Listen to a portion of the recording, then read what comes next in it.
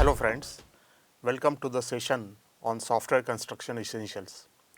In this session we will be discussing about one important topic called as the set theory. You will find that computer science is basically evolved from the subject like mathematics and statistics.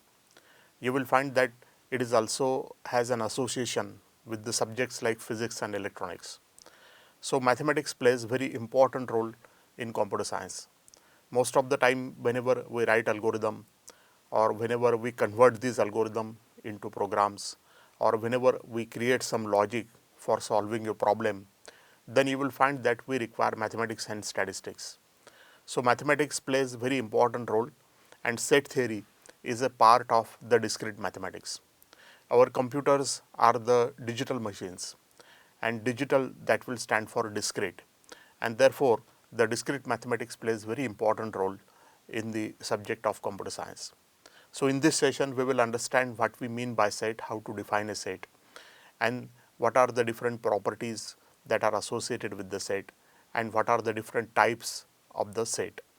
So friends, all this study is very essential whenever you want to become a good programmer, because having the proper mathematics background is very essential in order to be a very good programmer. So friends, as you know that I am recording this session for PSS Central Institute of Vocational Education, and these sessions are recorded for the course Junior Software Developer. Students from many other courses who want to study computer science can also make an access to these sessions in order to learn the computer science. So let us start the session and let us understand what we mean by the set theory. So as I said you that whenever we have been given any real life problem and whenever we want to solve the real life problem by writing an appropriate program. But before you write the appropriate program, it is necessary that you must make the use of proper logic in order to solve the problem. So solving of the problem involves the logic, and for logic what we require is just nothing but the discrete mathematics. So set theory is an important tool, and by using this tool we can solve the problem of logic, or we can create the logic, or we can go for the logical reasoning by making the use of the set theory. So set, as I said, is a collection of well defined objects or things. Say for example, I have a class, and in my class I say that there are 50 students in my class. So those 50 students will belong to the set of the class.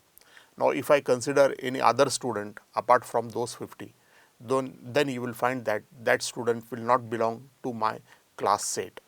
Therefore in set also we say that whenever we have certain objects defined or whenever we have certain things together, then we can form a set.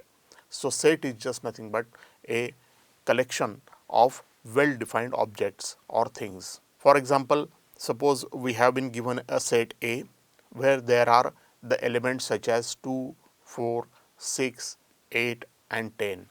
Then you will find that A is just nothing but the name of the set, and the elements of the set are written as 2, 4, 6, 8 and 10. So one can easily observe that these elements are all even numbers, and whenever we want to write the set, then we write it in this fashion. We will write first of all the name of the set, then we will put equal to symbol, and then we will put the curly brackets. So whenever we want to indicate the set, then we will make the use of curly bracket, and within the curly bracket we write the different elements of the set. So this is a way of writing the set on paper.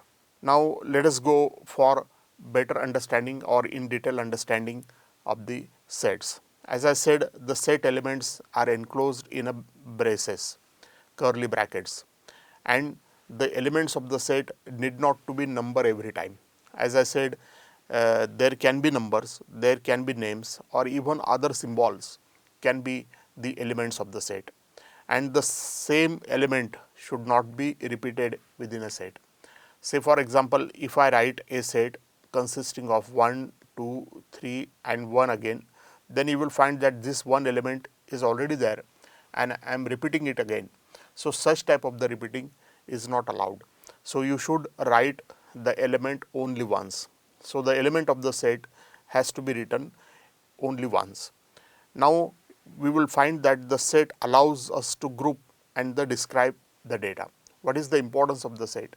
The importance of the set is that it is used to represent the data, and you will find that whenever we have some similar data elements together, then that similar data elements together can be grouped together by using the sets. So, sets are very important because they allow us to group the data elements, and they also allow us to describe the data element by some common name. Say for example, whenever I write some element x and whenever I want to say it is a member of a set A, then normally we make the use of this symbol x belongs to A. So, we write it like this, x belongs to A. And whenever I want to say that the element x is not part of the set A, means x do not belong to the set A, then in that case we write it like this, belong, and then we will put a slash on the symbol. So, that indicates that x is not the member of the set A. So, in this way you need to follow the conventions that are being used in the mathematics. Now, let us understand the different types of the set. There are variety of sets available. Say for example, we can have the different types such as empty set, then singleton set, then we have the finite set, then we have the infinite set, then we have equal sets, then we have equivalent sets, then we have universal set, then we have a subset, then there is a concept of proper subset, then there is a concept of superset, then a proper superset and a power set. So, one can easily observe that there are different types of the sets available. So, in this session we will understand what these different types are. That is, we will understand the definition that is being associated with each and every type of the set. As far as empty set is concerned, you can say that a set A is being called as an empty set if it do not contain any element. So, if the set is empty set, it means there are no elements present, or sometimes we call such a set as a null set. Say for example, if I write A is equal to the curly bracket and in the curly bracket there are no elements present, then such a set can be called as an empty set. We can call a set as a singleton set when there is only one element present in the set. Say for example, if I have a set A and in the set A there is only one element present of which the value is 8, then such a set is being called as a singleton set. So, any set with only one value is a singleton set. Whenever we have some definite number of elements within a set, then that is being called as a finite set. Say for example, I have been given a set A where there are elements 1, 3, 5 and 7. It means there are 4 elements in the set. Then such a set is being called as a definite, there are definite number of elements in the set, and therefore such a set is being called as a finite set.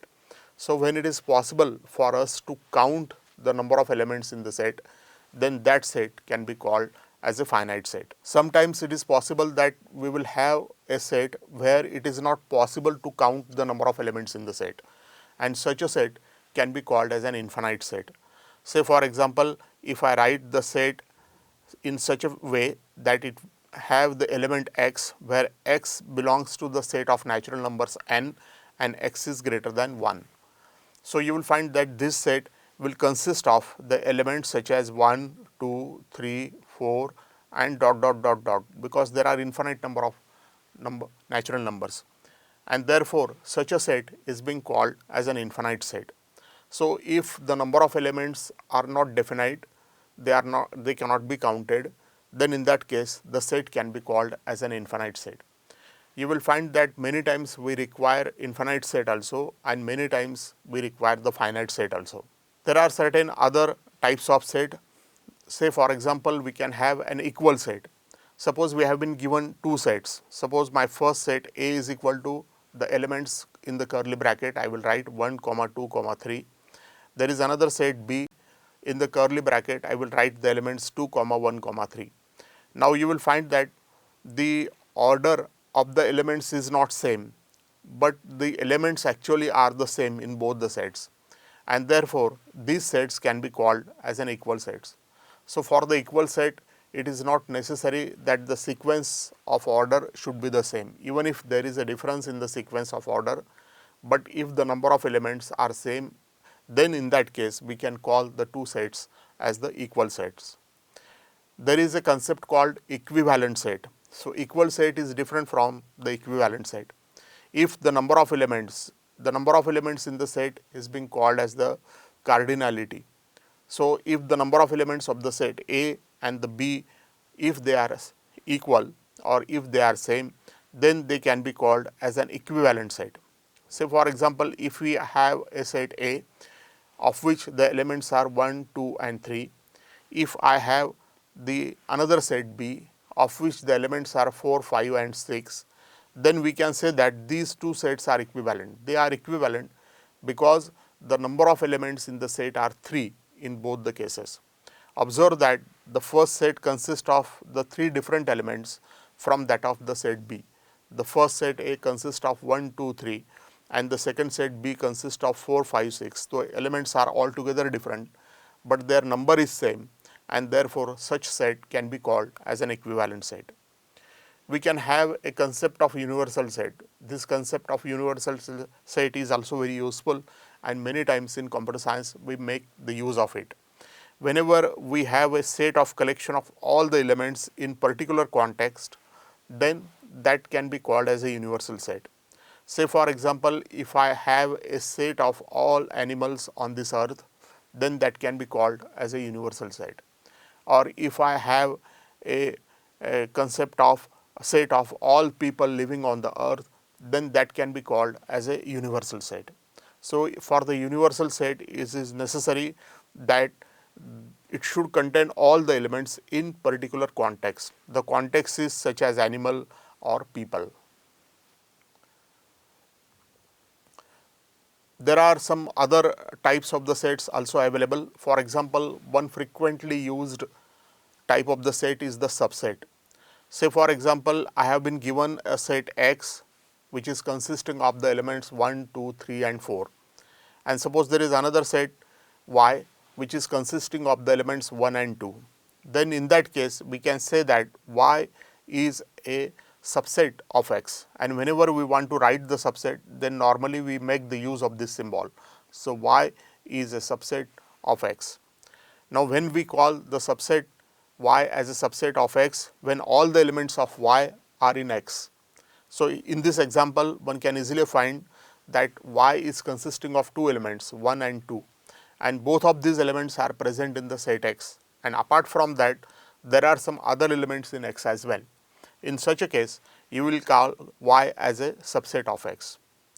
There is another useful concept in the set, and that type of the set is being called as a proper subset.